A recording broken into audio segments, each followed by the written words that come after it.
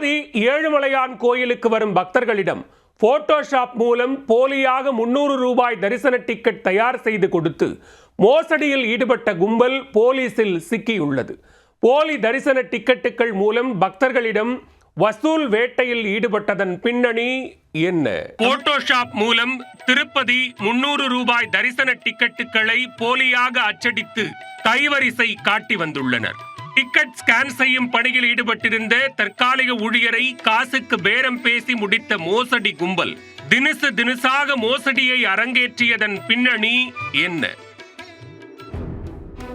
திருப்பதி ஏழுமலையான் கோயிலுக்கு சாமி தரிசனம் செய்ய சென்ற சிலர் 300 ரூபாய் ஸ்பெஷல் தரிசன டிக்கெட்டுக்கான வரிசையில் நுழைந்து நடக்க ஆரம்பித்தனர். அவர்களில் சிலரின் நடவடிக்கையை பார்த்து சந்தேகமடைந்த தேவஸ்தான விஜிலன்ஸ் துறையினர் அவர்களின் டிக்கெட்டுகளை வாங்கி சோதனை செய்தனர்.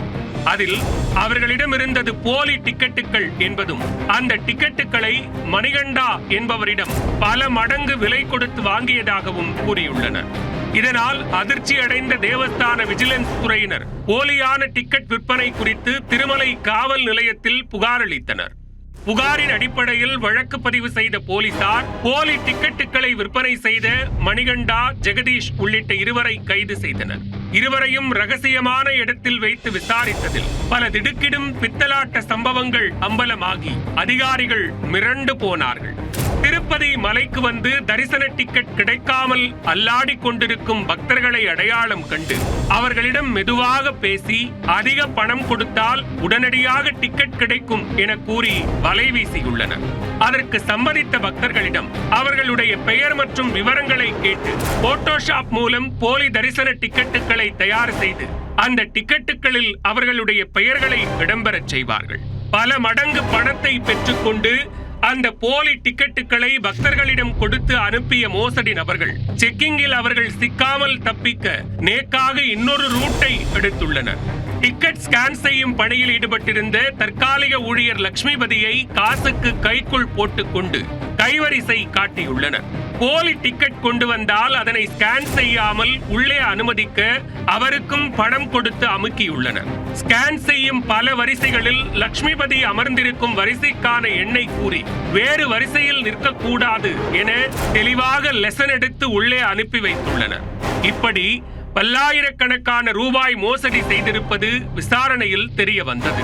இதனையடுத்து திருப்பதி தரிசனத்திற்கான 300 ரூபாய் டிக்கெட்டை போட்டோஷாப் மூலம் போலியாக அச்சடித்து மோசடியில் ஈடுபட்ட மணிகண்டா, ஜெகதீஷ், டிக்கெட் ஸ்கேனிங் ஊழியர் லட்சுமிபதி உள்ளிட்ட மூவரை போலீசார் கைது செய்து சிறையில் அடைத்தனர். முறைகேட்டில் ஈடுபட்டு தப்பி ஓடி தலைமறைவாக இருக்கும் சசி, பானுபிரகாஷ் ஆகியோரை போலீசார் தீவிரமாக தேடி வருகின்றனர். சம்பவம் அம்பலமான நாளில் மட்டும் 11 போலி டிக்கெட்டுகளை 19,000 ரூபாய்க்கு விற்று கல்லா கட்டியுள்ளனர். இருப்பினும் எத்தனை நாட்களாக இந்த மோசடி வேலை நிகழ்ந்து வந்தது, இதன் பின்னணியில் வேறு யாரேனும் உள்ளார்களா என்ற கோணத்தில் திருப்பதி போலீசார் விசாரித்து வருகின்றனர். திருப்பதி ஏழுமலையான் கோயிலுக்கு வரும் பக்தர்களிடம் போட்டோஷாப் மூலம் போலியாக 300 ரூபாய் தரிசன டிக்கெட் அச்சடித்து விற்பனை செய்த சம்பவம் பெரும் அதிர்ச்சியை ஏற்படுத்தியுள்ளது.